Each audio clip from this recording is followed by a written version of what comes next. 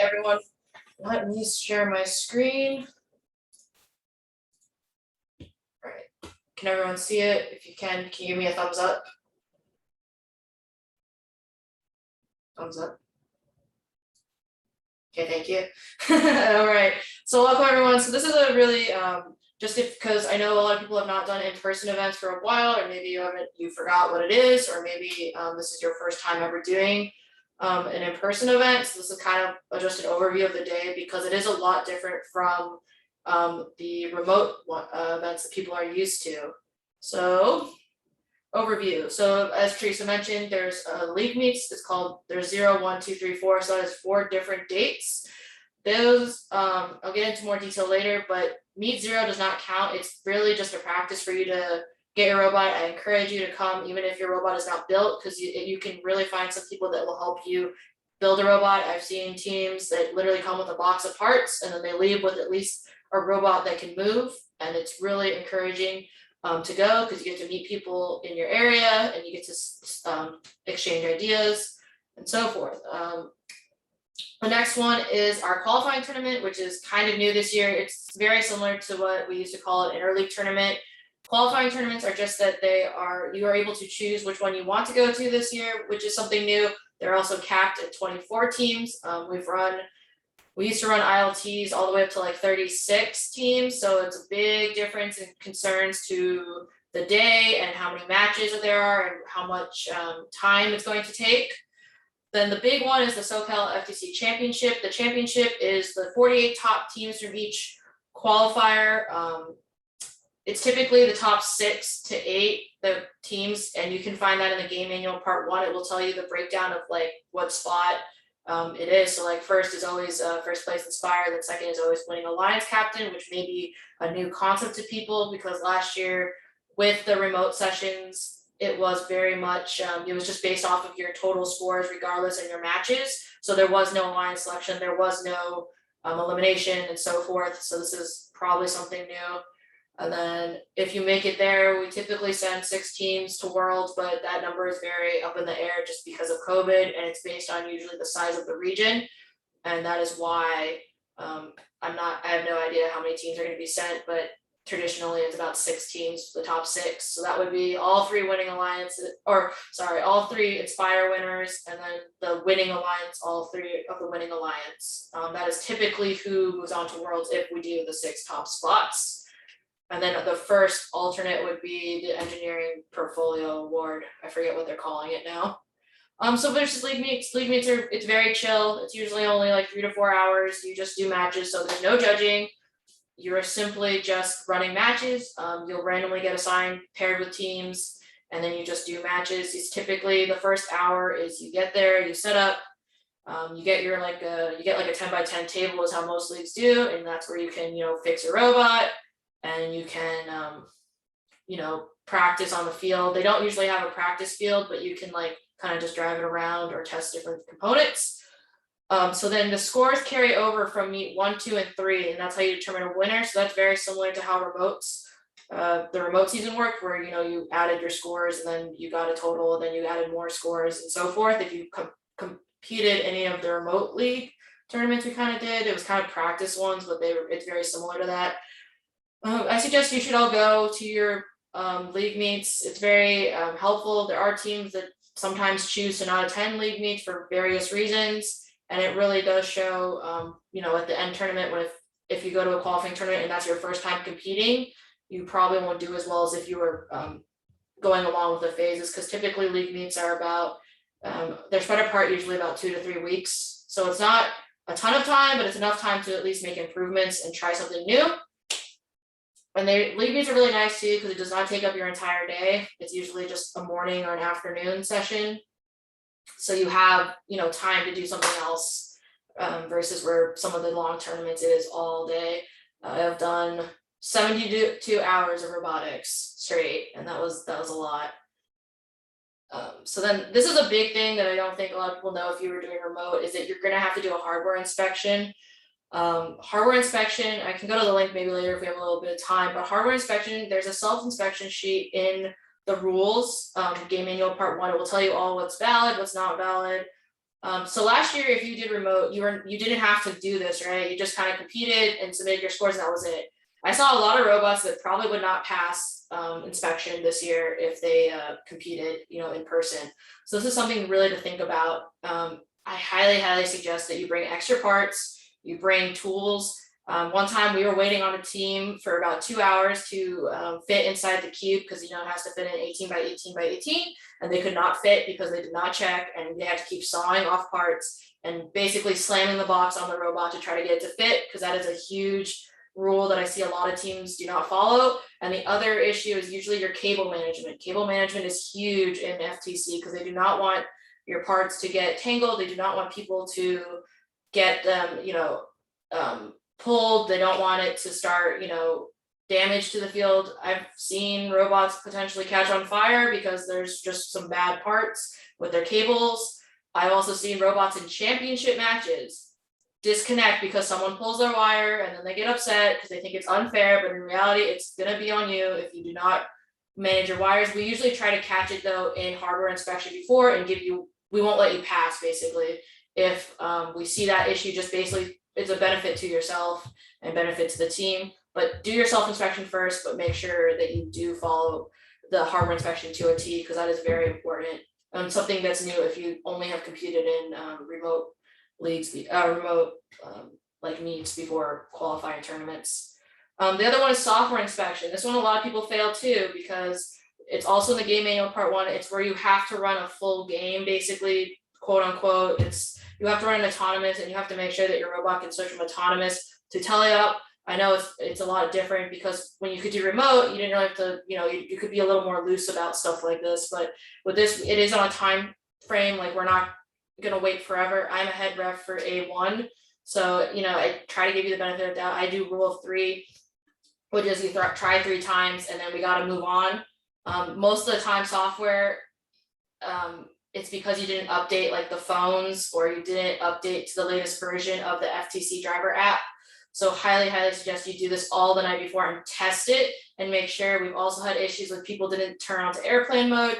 Their phones are trying to do these updates that it doesn't really matter for FTC, update, but it's also, I notice it more with the older phones, because I believe that first allows quite a different versions of cell phones this year, but some of them are better than others, obviously. So it's kind of, I would say the newer phones are going to have less likely problems with software, but you need to make sure it's up to the latest version, because it will cause you issues later.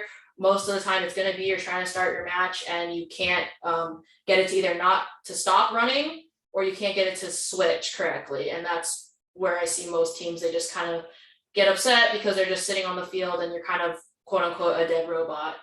So please try to avoid that as well. Doing the self-inspection, checking everything, and also making sure everything is charged, because a lot of people do not charge their batteries, and some of their robots they have to run at full voltage. They can't go below like 80% on the battery, especially if you're running a lot of motors or servos. So please charge everything. And also, if your phone battery goes low, I've seen that happen too to teams where they're really confused on why their stuff isn't working. It's all because of dead batteries. So I would suggest having backups, or at least charging everything, or leaving it charged until your match starts, just not leaving it out. But I get it. Some teams are crazy though, and they have like 10 batteries, which I think is kind of overkill, but I've seen it all. The next one, breakdown of the day. So they typically arrive at, okay, so we're gonna do it, if a meet starts at 8, I would say so around 8, because that's usually when the hosts are ready to have you, and that's when you can come in. You're gonna go through your hardware inspection first and your software inspection. It's usually on a rotating thing, so the host will usually create some list, and then it's like 3 teams go to hardware, 3 teams go to software, and vice versa. So it's always a constant moving, but you have to be ready, and that is something different from remote. You gotta be listening, and you have to kind of know your time. They usually give it about an hour, but if you slow down or you can't pass something, it's gonna slow the whole meet down. So if you're supposed to start at 9, but you still can't pass, they're gonna have to keep trying to push, but eventually they will just say, I'm really sorry, but we gotta keep all the rest of the teams on track. So time management, try to fix as many problems as you can before the day of, but I know that's hard for sometimes, we just can't control stuff. Also make sure you're on time. That's also a big thing. I've had teams that are just waiting for the kid with the robot to come, and the kid with the robot is late. So that's also been a rush, and I don't think anyone wants to be rushed for these tournaments. The qualifier tournaments, so we're only doing 24 teams, which is a big relief, I think, from a volunteering perspective, because the bigger the teams, the more chaos there is, and I love it, but at the same time, it's a lot of work to do a qualifying tournament. Typically, we'll start at 7 a.m. and go, well, I guess if you're volunteering, you go until about 7 p.m., but the teams will probably do about 7:30 to 5:30, 6. We try to get everyone out by 6, just because that is a very long day, including your whatever your travel time is. So hopefully you're able to choose a qualifier that's as close as possible to you, but sometimes the days just don't work out.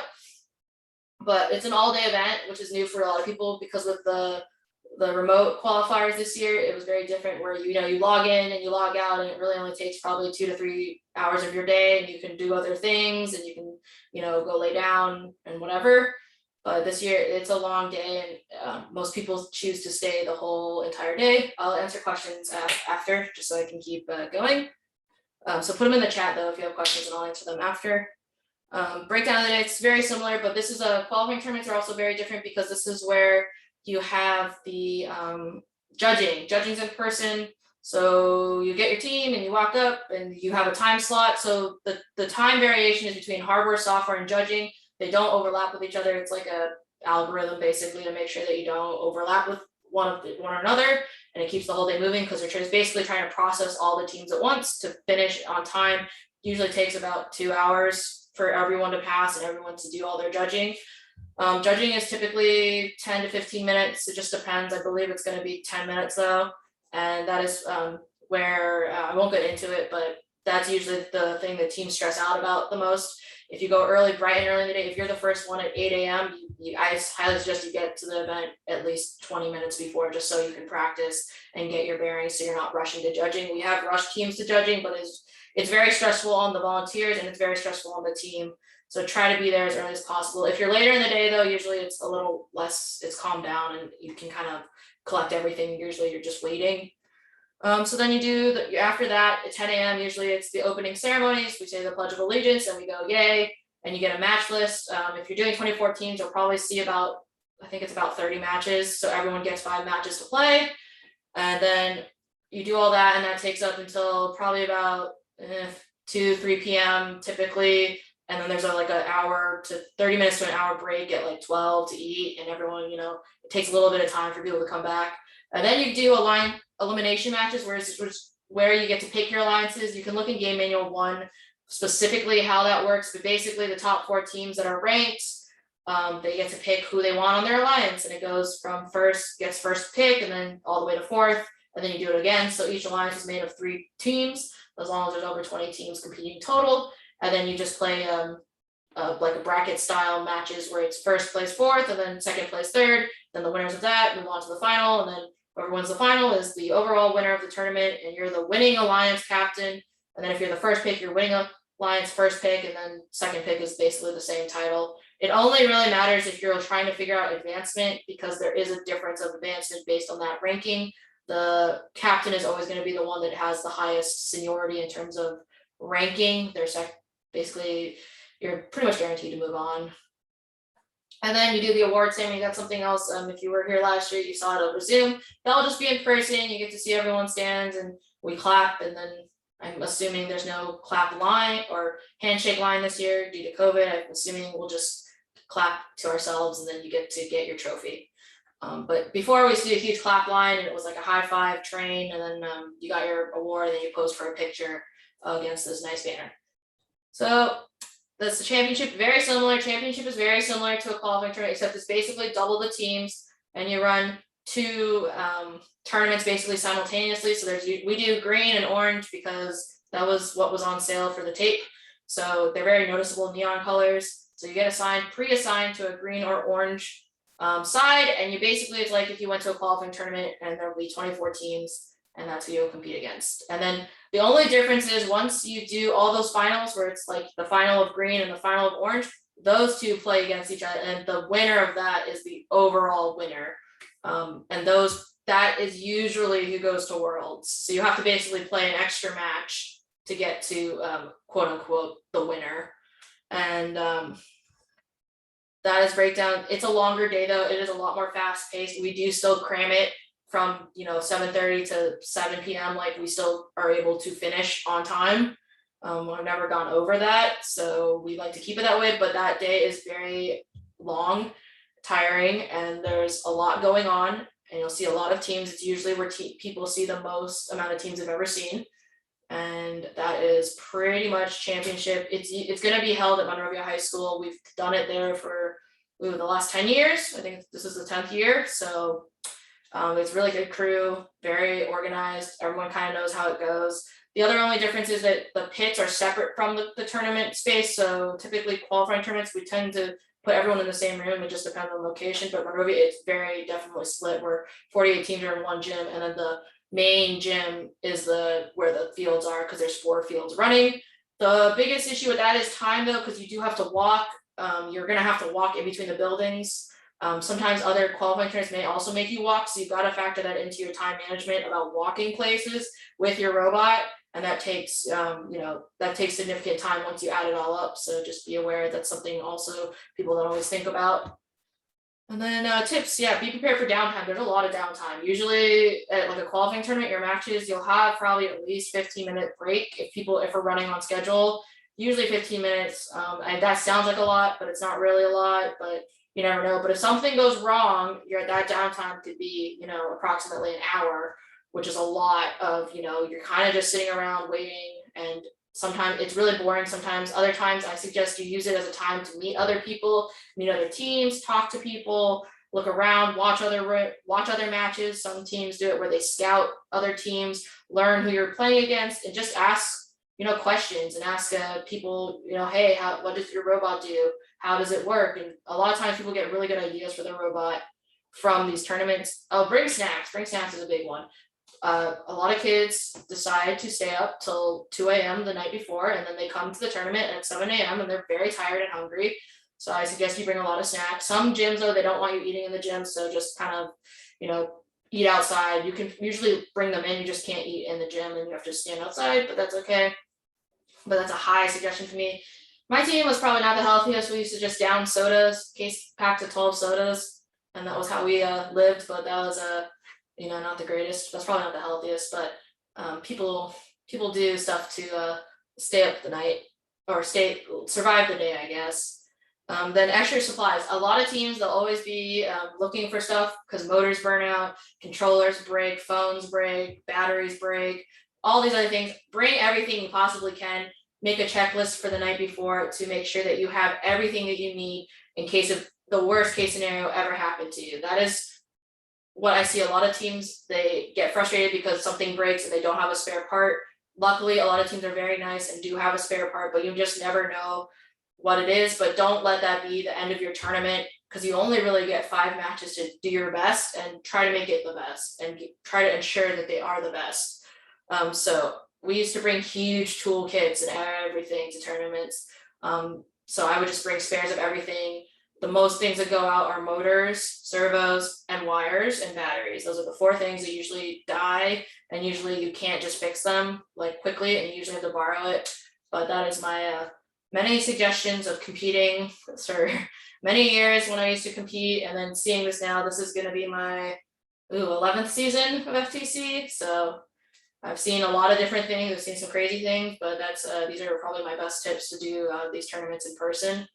It's kind of strange from doing it for remote, but I'm gonna look at the chat now. And what are the questions? Yeah, the 10 by 10 area, it's gonna be smaller than usually 10 by 10. You get like a 10 by 10 table usually, but it just depends on the venue. That's basically what schools typically do, and that's just kind of based on the space. But thinking about the locations that we have, that's probably what they're gonna do. They usually just give you like a folding card table. And then do you have a power supply? But yes, the hosts usually give you a power supply, like a power strip, and it's 1 per team. So that's where you can charge it. I know some leagues though, they do it where it's like a charging table, and they have it where they just set up all the charge. They just put a bunch of power strips on 1 table, and people just charge whatever there. I've never heard really of an issue that much about that way. Nothing's ever been like stolen or anything, so it's pretty safe. But that's how usually tournaments will deal with the power. 9 years of effort.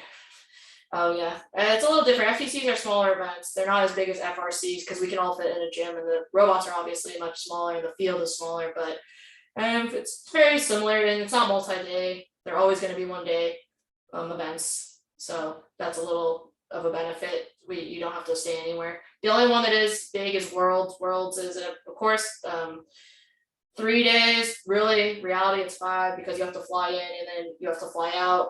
But I've seen people do it where they just do red eyes on both days and literally just go for the 3 days. That is very tiring.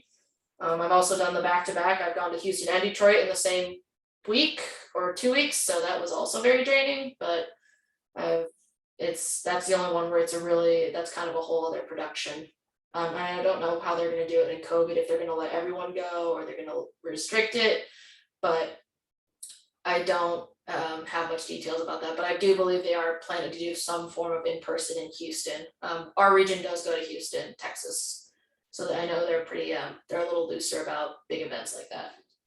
Any other questions or comments or concerns about questions? Time, could you go quickly over the initial judging? Oh yeah, okay, so for a qualifying tournament, so typical judging, you'll always have 2 judges. Maybe you might have 3. It just depends on how many judges are doing the event, but it has to always be 2 due to youth protection.